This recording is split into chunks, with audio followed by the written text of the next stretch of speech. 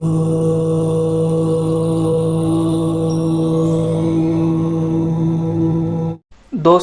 आजकल आपने कई टीवी डिबेट शो हो या सोशल मीडिया पर हिंदू धर्म विरोधियों को यह ताने मारते सुना होगा कि हम हिंदू शिवलिंग के रूप में एक लिंग की पूजा करते हैं। और हम में से कई हिंदू इस बात से सहमत भी हैं कि शिवलिंग भगवान शिव के लिंग का एक प्रतिरूप है।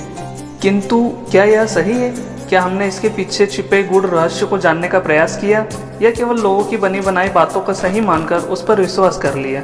शिव ही ब्रह्म है, वह अनादि है, अनंत है। वह यह ब्रह्मांड है तब भी है, और जब यह ब्रह्मांड खत्म हो जाएगा तब भी वे रहेंगे। वह जन्म मृत्यु के बंधनों से परे हैं, अर्थात स्वयंभू है। लेकिन हम मूर्ख प्राणी जाने अनजाने में इस तरह की बातों को सही मानकर उससे सहमत होकर भगवान शिव का अपमान करने का दुस्साहस करते हैं। तो इसलिए आपसे विनम्र निवेदन है कि वीडियो पूरी देखिए और जानिए कि वास्तविकता में शिवलिंग है क्या। दरअसल यह ब्रह्मजाल उत्पन्न हुआ शब्दों के हेरफेर को लेकर, ठीक उसी प्रकार जैसे कोटि को करोड़ भी कहा जाता है और कोटि को प्रकार भी कहा जाता है।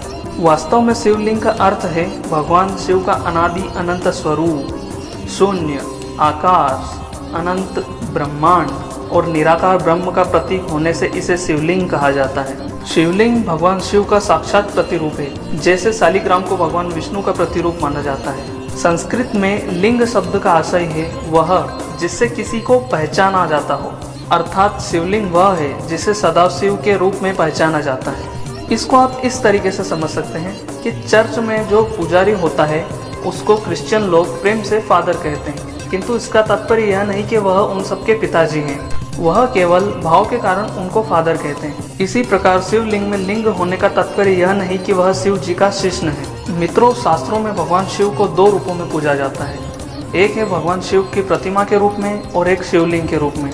ठीक उसी प्रकार जैसे माता पार्वती को भी दो रूपों में पूजा जाता है, एक प्रतिमा के रूप में और दूसरा गर्भे के रूप में।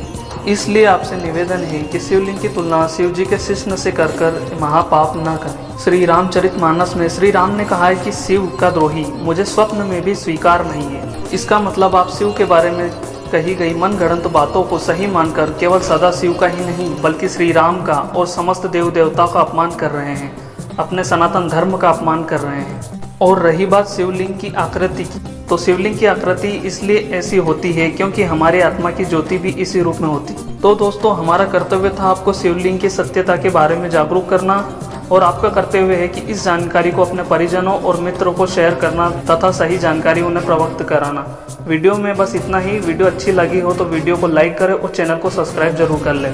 धन्यवाद।